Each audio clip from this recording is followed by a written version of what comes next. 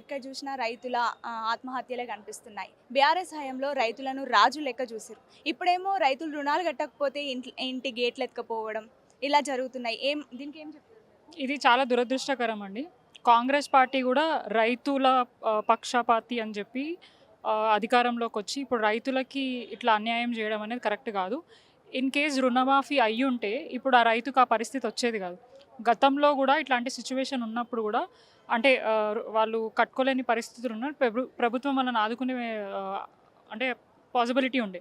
కానీ ఇప్పుడు ఇక్కడేమో రైతుల రుణమాఫీ జేసినాం, వాళ్ళకి రైతు భరోసా ఇచ్చినాం అని జెప్పేసి ఎక్కడ పడితే అక్కడ పెద్ద పెద్ద వేదికలలో అట్లాగే వేరే ఐ మీన్ రాష్ట్రాలకు పోయి ఎలక్షన్ల మేనిఫెస్టోలో కూడా చెప్పి వాళ్ళని మోసం చేసే ప్రయత్నం చేస్తారు. ఆల్రెడీ ఇక్కడ ఉన్న తెలంగాణ ప్రజలందరినీ కూడా ఆల్రెడీ మోసం చేశారు. అప్పట్లో ప్రభుత్వం ఏర్పాటైనాక 100 రోజుల్లో చేస్తా అని అన్నారు. ఆయన కూడా ప్రజలు ఓపికతోని 14 మంత్స్ దాకా వేచి వేచి చూసిరు. అయినా కూడా వారు చెప్పిన 6 గ్యారంటీలో ఒక్కడు కూడా పూర్తి స్థాయిగా ఇంప్లిమెంట్ కాలేదు. ఓన్లీ 6 గ్యారంటీ, అది కూడా ఫ్రీ బస్ మాత్రమే ఇంప్లిమెంట్ అయింది. అండ్ రైతుల గురించి అయితే ఆయన చేసింది అయితే ఏమీ లేదు.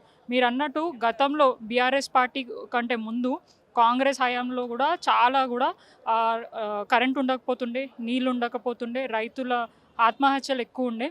వాటిని అన్నింటినీ కూడా దృష్టిలో పెట్టుకొని కేసీఆర్ గారు ఒక రైతు బిడ్డ కాబట్టి, రైతుల సమస్యలు బాధలు తెలిసిన వ్యక్తి కాబట్టి వచ్చిన వెంటనే రైతులకు ఏం చేస్తే బాగుంటుంది, వాళ్ళ బాగోగులు అంటే మీరు అన్నట్టు రాజుల్లాగా మనం చూడాలి.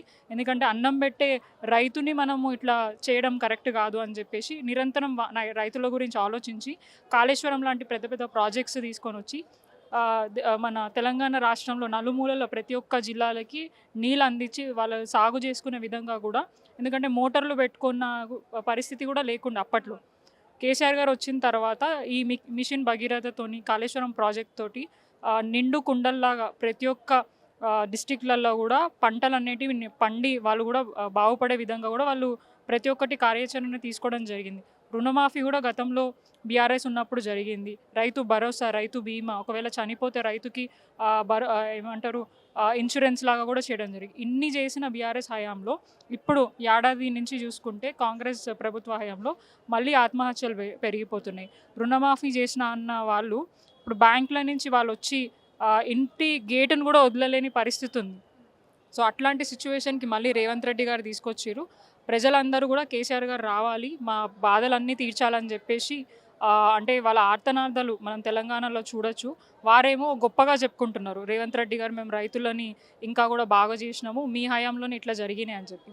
సో ఇట్లాంటి మాటలు బంద్ చేసి వాళ్ళకి ఇంకా బాగా బాగు చేసే విధంగా కూడా వాళ్ళు ఆలోచించి ముందుకెళ్తే బాగుంటుంది. ఇట్లా మనుషుల ప్రాణాలు తీసి ఏంది అధికారంలోకి వచ్చి అండ్ ఆ అధికార పీఠం మీద కూర్చొని ఇట్లాంటి చేస్తే మాత్రం రానున్న 4 ఏళ్ళు కూడా వాళ్ళకి కష్టమే. అండ్ ప్రజలు కూడా ఊరుకోరు, ఖచ్చితంగా తిరగబడతారు. లగచర్యల్లో అన్యాయంగా రైతుల భూములు గుంజుకుంటే ఇప్పుడు మొన్న వాళ్ళకు వచ్చిన జడ్జిమెంట్ 45 రోజుల పైగానే రైతులందరినీ కూడా జైల్లో పెట్టి ఇబ్బంది పెట్టి వాళ్ళ భూములు తీసుకునే ప్రయత్నం చేశారు. కానీ ప్రజలే ఇక్కడ విజయం సాధించిండ్రు. వాళ్ళ పోరాట పటిమ క్లియర్గా అర్థమైంది.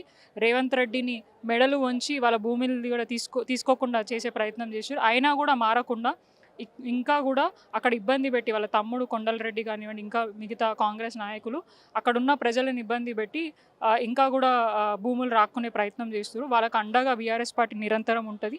నిరంతరం రైతుల పక్షాన మేము పోరాడుతూనే ముందుకెళ్ళడానికి సిద్ధంగా. ఒక రైతులనే కాదు, ఆటో డ్రైవర్ల విషయంలోనూ అదే జరుగుతుంది. అంటే డీజిల్ ఆటోలు కేవలం అవుట్స్కట్స్కే పరిమితం, అంటే వాళ్ళ పొట్టను కొట్టినట్టు కాదా? అంటే ఇది క్లియర్గా కనిపిస్తుంది. ఇది మనకి ఏదైనా స్కీమ్ కానీ ఇనిషియేటివ్ తీసుకుంటున్నప్పుడు ఫస్ట్ పైలట్ ప్రాజెక్ట్ లాగా తీసుకొని దాని సక్సెస్ రేటు ఎట్లా ఉంటుంది ఏంటి అనేది ముందుకెళ్ళాలి. ఎప్పుడే కానీ ఒక డెసిషన్ తీసుకొని డైరెక్ట్గా వెళ్ళిపోతే ఖచ్చితంగా మీరు అన్నట్టు వాళ్ళ పొట్టల మీద కొట్టినట్టు వాళ్ళ జీవితాలని ఇబ్బంది పెట్టే పని. ఇప్పుడు ఫ్రీ బస్ తోటి ఎవరికి మంచి జరగలేదు. అక్కడ మహిళలకి మేము ఫ్రీ బస్ ఇచ్చినాం, వాళ్ళందరూ ఎంజాయ్ చేస్తున్నారు అని అంటున్నారు. మీరు క్లియర్గా చూసుకుంటే దాని గురించి కొట్లాడుకుంటున్నారు. ఎక్కడ పోయినా కూడా సీట్ల గురించి జుట్లు పట్టుకొని కొట్లాడుకునే పరిస్థితి. అండ్ జెంట్స్కి ఎక్కడ సీట్లు లేని పరిస్థితి. సో ఇంత అరాచకం జరుగుతూ అయినా కూడా అది ఇదేదో గొప్ప కార్యక్రమం చేసినా అని ఇన్ కేస్ నువ్వు చేయాలనుకుంటే దాని కార్యాచరణ అంటే ముందే బస్సులు పెంచడం, తగిన సీట్లు మహిళలకు ఏర్పాటు చేసి మిగతా వాళ్ళకి ఏర్పాటు చేసే విధంగా కొన్ని డిజైన్ చేసుకొని ముందుకెళ్తే ఆ స్కీమ్స్ ఇంప్లిమెంట్ చేస్తే బాగుంటుండే.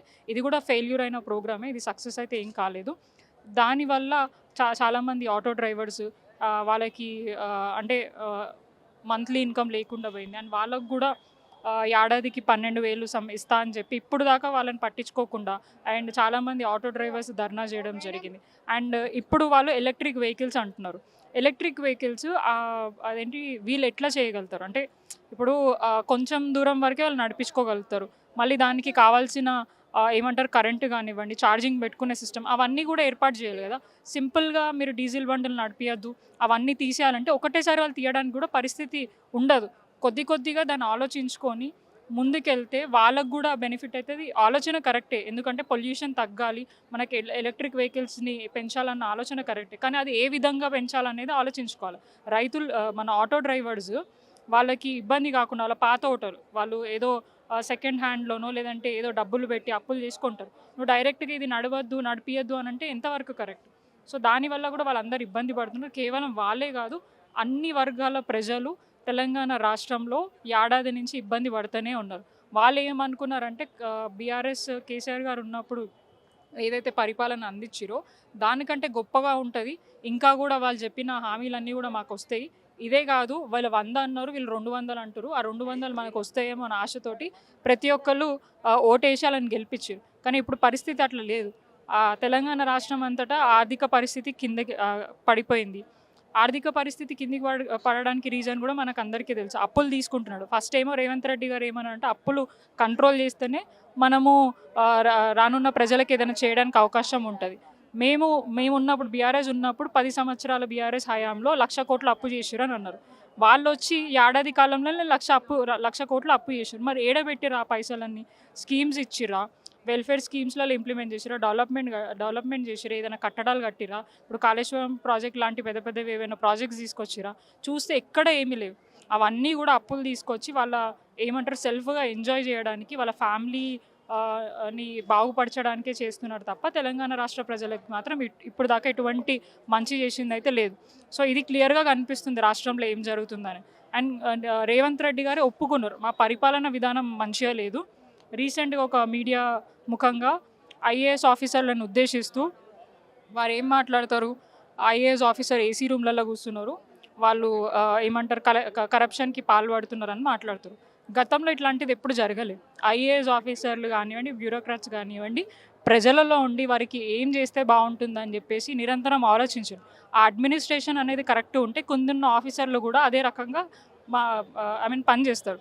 ఇప్పుడు ఆయన అడ్మినిస్ట్రేషన్ ఆయననే చక్కగా లేడు కాబట్టి కిందున్న ఆఫీసర్లు కూడా అట్లనే ఉంటారు మరి. సో నీ వైఖరి, నీ మాట తీరు, నువ్వు పనిచేసే విధానం మార్చుకుంటే కిందున్న ఆఫీసర్లు కానీ కార్యకర్తలే కానీ మంచిగా ఉంటారు. నీ మాట తీరు మార్చుకో. నువ్వు అమ్మ బదులు నీ అమ్మ అని మాట్లాడుతావు. యూజువల్గా ఆయన మాట తీరు అట్లనే ఉంటుంది. సో అంటే కేసీఆర్ గారిని తిడతావు, అంటే బీఆర్ఎస్ పార్టీ నాయకుల మీద పడతావు. నిన్ను ముఖ్యమంత్రిగా కూడా ఎవరు గుర్తుపడతలేదు. సొంత పార్టీ సంబంధించిన క్యాబినెట్లో ఉన్న మన మినిస్టర్ గారు ఉన్న జూపల్లి గారు నిన్న మీడియా ముఖంగా మాట్లాడుతూ ముఖ్యమంత్రి కేటీఆర్ గారు అన్నారు.